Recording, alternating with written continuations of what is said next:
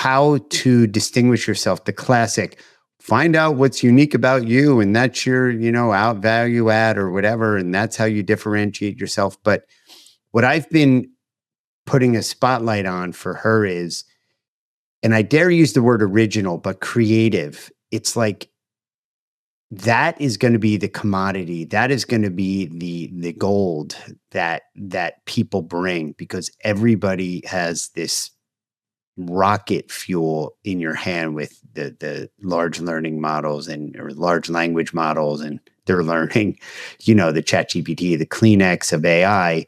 But the creativity is where that's the difference maker, and that's how you distinguish yourself. How do you foment that? It's different for everybody. I don't think there's a formula. I don't think there's 7 steps to be a more creative person. There's habits, there's methods that do work, there's types of education and training.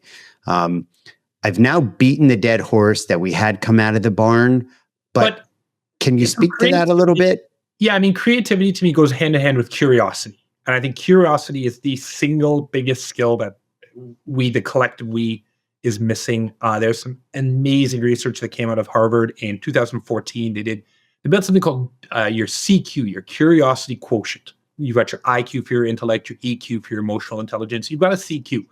The two wildly, and this is a decade ago now, this is definitely pre-AI world. 2 things they found. 1, peak curiosity was at the age of about 5.5. Ask yourself for a moment, what happens around the age of 5.5? What do you start doing? You start drawing Legos. But it starts going down from the age of 5. That's the highest most people are in their life. Yeah. And I've asked this question of audiences of thousands, and I'll say, at what age do you think the highest is? And it's even funny, our assumption. People put up there and say 3, 4, 6, 7. I've never had someone put up their hand and say 43. Right. 18. So from the moment we start formal education, aka school, around the age of 5, when we enter the first grade or kindergarten, curiosity goes down. Why does it go down? The theory is you go from a lot of one-on-one attention from mom and dad to one-on-many attention from a teacher who's got 30 kids in the class. So when you ask why over and over and over, you don't get an answer to all those. So it goes down, but the cool thing that they found was you can train curiosity. There are exercises, workshops, there's ways of thinking, there's books you can read to bolster it. But the really cool part was they found through a massive study of Fortune 500 companies, people with a high CQ were more likely to be successful in the career. Now, they measured success in the career as being promoted in a corporate hierarchy. There are many other ways that you can measure success. This was a measurable metric for it. CQ was a better predictor than even your IQ in terms of kind of that corporate growth career trajectory. Interesting.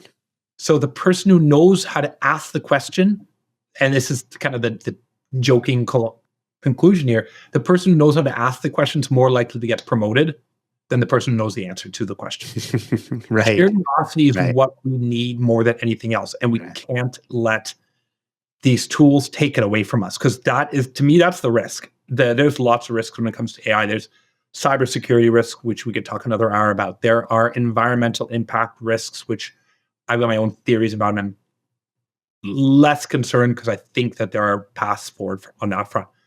The biggest risk is that it reshapes how we work and takes away the thing that is innately human from each of us and moves us all to that mean, moves us all to that average and that center, at which point it gets boring. Because a silly example, I don't think an AI would have created, I'm a big fan of Lin-Manuel Miranda, Hamilton.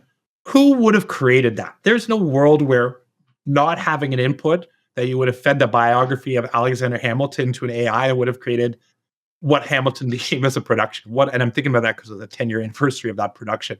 Creativity, curiosity are at the center of our shared success.